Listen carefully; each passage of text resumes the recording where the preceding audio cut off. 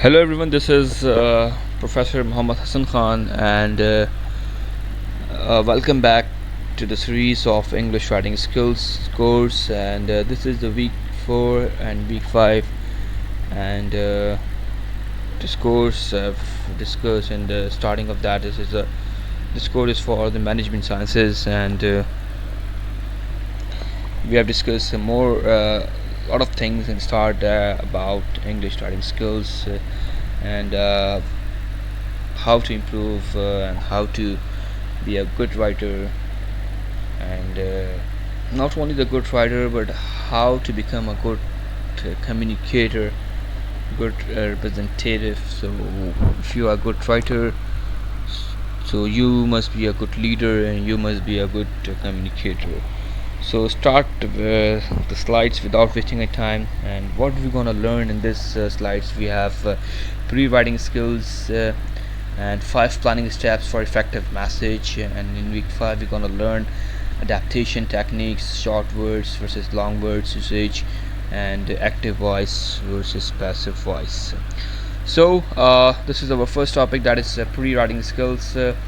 Pre-writing skills. So what are the skills we have to focus, we have to remember in our mind before writing any kind of topic, writing how to improve our skills in writing. So these are the 5 things, that is brainstorming, outlining, research, note taking, and planning. These are the 5 things. So just read the simple, like pre-writing skills are the abilities and strategies that help individuals prepare and plan their writing before actually writing. Some essential pre-writing skills include, we have before writing we should know, we must do the brainstorming, outlining, research, note taking, planning. Next we have analyzing, visualizing, free writing, questioning, discussion.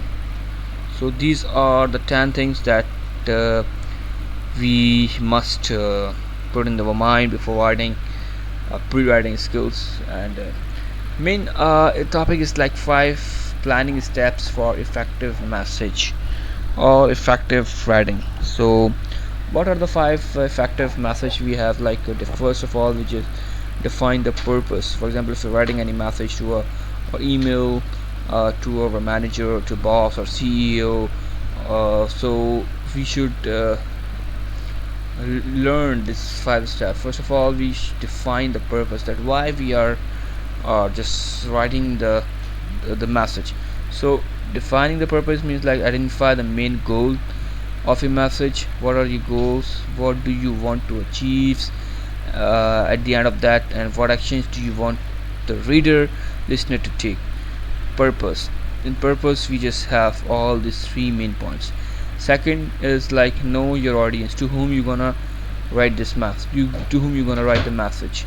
So who your reader, your listener is, who your audience is, what are the needs, interest, and concerns. That what are the interests, why they show the interest, and what are the needs.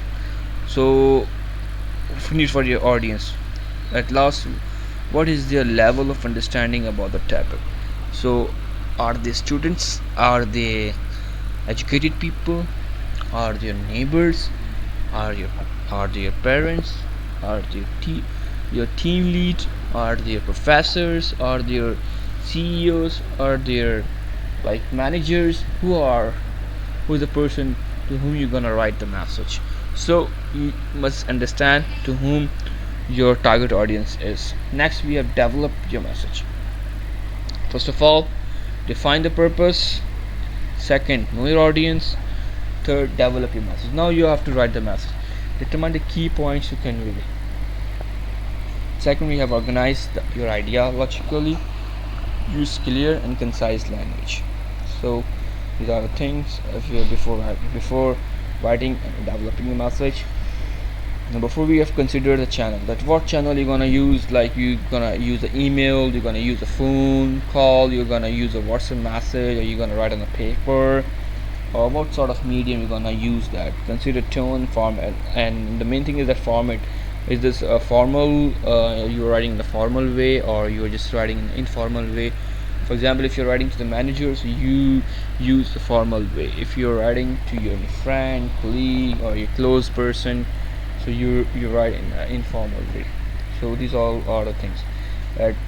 Third point is that ensure the message is tailored to the channel, so that this message is sent, or you have proper internet connection. Most of the time there's issue, like for example, if you just want to send a mail to your boss or to your manager, you have sent a mail, but unfortunately that mail mostly sometimes stuck in the out outbox, you can say that. And there's two things: the sent item, and the second thing is that outbox. Outbox is like it's an to say the message is not delivered, and send item is like your message is delivered. So you must check that your message is properly delivered or not. Number 5 is like, at last, we review and revise. Before sending that, you must be revised, and you should review that you have write each and everything clear, properly or not. Second, adaptation technique. It's like sliding. We have next week topic, that is adaptation technique. So adaptation technique, what adaptation technique is like? Adaptation technique are strategies used to adjust communication to suit different audience process and context. They help individual tailor their message, language, tone, and style effective connect to their audience and achieve their desired outcome.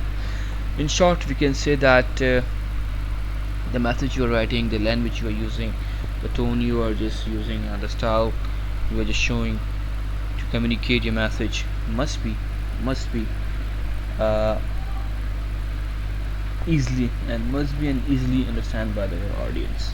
Your audience can easily understand what you are trying to saying, what you are trying to expressing, and what you're trying to telling the people. So this is the like the adaptation. Adapt means like you are adapting, that your audience is like adapting you, your understanding you, your message. So language adaptation, cultural adaptation, tone adaptation, style adaptation, channel adaptation, we have already discussed before that. Next we have short word versus long word usage. If you're writing anything, it depends on you, or you're using the short words or the long words. You can also see this in this detail, that where we use the short words and where we use the long words. Like for example, over here, short words and long words refer to the length of the word in terms of number or symbols or letters. Over here we talk about the short word, or like monosymbolic words. Mono means one, and symbol means like if you have any kind of symbol, or like for example, use for emphasize. Short word used for emphasizes clarity, simplicity, informal tone. Example: yes, no, go, one. These are the short words, but they are informal. And effects, directness, focus, fullness, and conversational tone. So it can easily be understand. But for example, if you're using the long word, that is polysymbolic words. Polysymbolic words means like it's used for precision, formality, technicality, emphasize. Example: communication, adaptation technique, conversation effects, authority, mostly used by authority, sophistication, and complexities, formal tones. Next we have active voice versus passive voice. What is active voice and what is passive voice? It's very easy thing. If you just want to understand, if you want to learn, just be focused on this. Active voice and passive voice are two different grammatical constructions that express the relationship between the subject and the action of the sentence. For example, if we talk about the active voice is like the subject perform the action. Subject perform the action described by the verb. You can understand next time. The subject is the doer or the action. The sentence followed the subject verb object. Subject verb object. Other order, like the dog bites the man. This is the active voice. The dog is the subject and perform the action. subject perform the action. Over here we're just saying that subject perform the action. Over here the dog bite the man, the dog is the subject, and action, that is verb, which is the biting is in verb. Next example is the chef cooked the meal. Over here the subject is the chef, and what chef is doing, chef is just cooking the food. So the verb or the action is the cooking. So active voice is like the subject is performing the action. Next, it's an opposite, that is passive voice. The subject receives the action described by the verb. For example, the man is bitten by the dog. Like, the man is a subject but receives an action. He receives action by and being bitten. Like, action is happening on the subject. It's simple that. The meal is cooked by the chef. Before that we were just saying that the chef cooked the meal. Chef is cooking, chef is performing. But over here in the passive, the action is performing on the subject. Okay, understand? Like the meal is meal is in with subject, but receives action of being cooked. Meal is cooked. So cooked is for example, like object receives an action. Object over here is like meal, and the man is bitten by the dog. So the dog is like but receives an action. Who? The man receives. So this is the passive voice and this is the active voice. So I hope thank you very much. I hope you understand each and everything very clearly and got to my point very in the easy manner. So this was our 4th and 5th week, and inshallah we're gonna start our week number 6 and week number 7, and stay connected with me. Till then, Allah Hafiz, take care, bye bye.